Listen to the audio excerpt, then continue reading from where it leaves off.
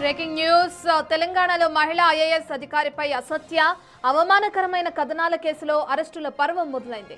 ఓ channel కి చెందిన ముగ్గురు జర్నలిస్టులకు పోలీసులను అదుపులోకి తీసుకున్నారు. మరికొన్ని డిజిటల్ యూట్యూబ్ ప్లాట్ఫామ్లపైన చర్యలు తీసుకునేందుకు సిద్ధమయ్యారు. అసత్య కథనాలపై తీవ్ర ఆగ్రహం వ్యక్తం చేస్తూ ఐఏఎస్ అధికారుల సంఘం పోలీసులకు ఫిర్యాదు చేయడంతో వివిధ సెక్షన్ల కింద 2 కేసులు నమోదు చేశారు. ఈ 2 కేసుల దర్యాప్తు కోసం ప్రభుత్వం సిట్ ఏర్పాటు చేసింది. హైదరాబాద్ సిపి సజ్జనార్ నేతృత్వంలో 8 మందితో సిట్ ఏర్పాటైంది.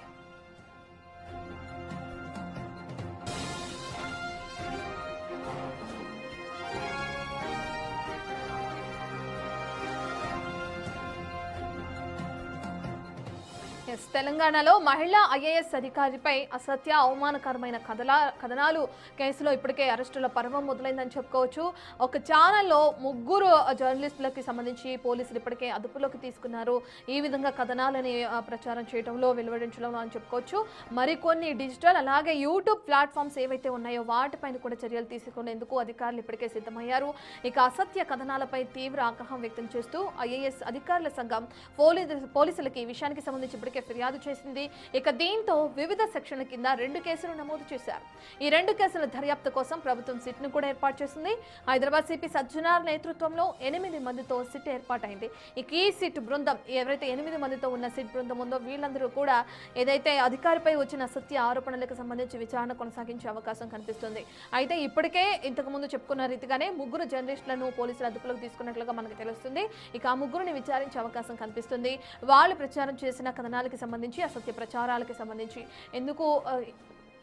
ఈ విధంగా ఎందుకు వాళ్ళు చేయాల్సి వచ్చిందనే కోణంలో కూడా పోలీసుల దర్యాప్తు అనేది కొనసాగే అవకాశం కనిపిస్తుంది. దీనికి సంబంధించిన డీటెయిల్స్ అందించడానికి మా ఇన్పుట్ ఎడిటర్ పవన్ అందుబాటులో ఉన్నారు. పవన్, మనం చూస్తున్నాం ఇప్పటికే ముగ్గురు పైన ఇప్పటికే పోలీసులు అదుపులోకి తీసుకున్నట్లు తెలుస్తుంది ఛానల్కి సంబంధించిన జర్నలిస్టుల్ని. అయితే ఏ విధమైన కథనాలు బయటకు వచ్చి రావడం జరిగింది, అయితే ఎప్పుడు పోలీసులు కేసు నమోదు చేశారు, పలు సెక్షన్ల కింద కేసులు నమోదు చేసినట్లుంది, ఎటువంటి సెక్షన్ల కింద అనుకోవచ్చు అంటారు పవన్? ఇటీవల కొన్ని మీడియా ఛానల్స్ లో మంత్రుల పైన వాళ్ళ వ్యక్తిత్వ హననానికి పాల్పడుతూ కథనాలు ప్రసారమయ్యాయి. ఇంకా పరిధి దాటి కొంతమంది మహిళా అధికారులను వాళ్ళ వ్యక్తిత్వాన్ని హననం చేస్తూ కూడా కొన్ని కథనాలు ప్రసారమయ్యాయి. దీనిపైన అటు ఐఏఎస్ అధికారుల సంఘం తీవ్ర ఆగ్రహం వ్యక్తం చేసింది. అటు సిఎస్ రామకృష్ణరావు అట్లనే జయేష్ రంజన్ ఇద్దరు కూడా ఫిర్యాదు చేశారు. వాళ్ళు ఇచ్చిన ఫిర్యాదు మేరకు ఇప్పటికే సిసిఎస్ పోలీసులు కేసు నమోదు చేసి దర్యాప్తు చేస్తున్నారు. కానీ దీనిపైన అటు ప్రభుత్వం కూడా చాలా సీరియస్ గా రియాక్ట్ అయింది. లేనిపోని కథనాలను ఆధారాలు లేకుండా వ్యక్తిత్వ హననానికి పాల్పడే విధంగా, మంత్రుల ప్రతిష్టను దిగజార్చే విధంగా, అలానే సీనియర్ ఐఏఎస్ అధికారులు మహిళా అధికారులను వాళ్ళ వ్యక్తిత్వాల గురించి ఎటువంటి ఆధారాలు లేకుండా ఈ కథనాలను ప్రసారం చేయడం పైన ప్రభుత్వం కూడా తీవ్ర ఆగ్రహం వ్యక్తం చేసింది. వెంటనే ఈ కేసులు దర్యాప్తు కోసం ప్రత్యేకంగా ఒక సిట్ ని ఏర్పాటు చేసింది. ఐపీఎస్ అధికారి ఐపీఎస్ అధికారులతో కూడిన ఒక సిట్ ని ఏర్పాటు చేసింది. అందులో నార్త్ రేంజ్ జాయింట్ సిపిగా పనిచేస్తున్న ఎన్ శ్వేత, అట్లనే చేవెళ్ల డీసీపీగా ఉన్న Yogesh Gautam, DCP Hyderabad city admin Venkatalakshmi, అట్లనే ఇతర పోలీస్ అధికారులు అరవింద్ బాబు, ప్రతాప్ కుమార్, గురు రాఘవేంద్ర, శంకర్ రెడ్డి, హరీష్లతో కలిసి ఒక సిట్ ని ఏర్పాటు చేసింది. సిట్ దర్యాప్తు ప్రారంభించింది.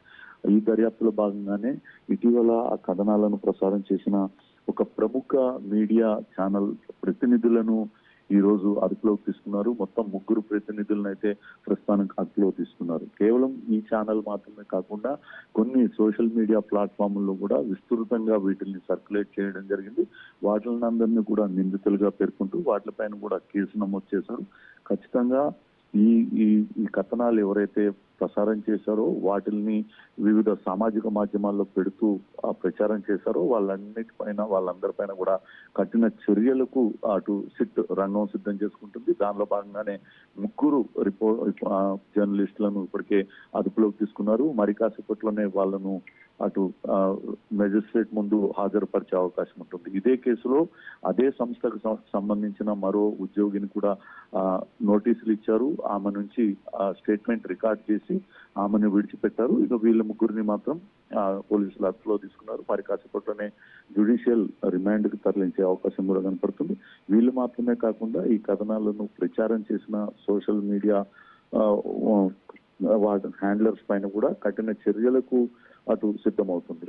రాబోయే రోజుల్లో ఎవరైనా సరే నిరాధార కథనాలను ప్రసారం చేసినా వాటిని ప్రచారం చేస్తూ ఎవరి వ్యక్తిగత ప్రతిష్టకైనా భంగం కలిగిస్తూ అసత్య కథనాలను ప్రసారం చేస్తే ఇదే మాదిరిగా కఠినంగా వ్యవహరిస్తామంటూ అటు పోలీసు ఉన్నతాధికారులు మాత్రం హెచ్చరికలు జారీ చేస్తున్న పరిస్థితి అయితే ఉంది.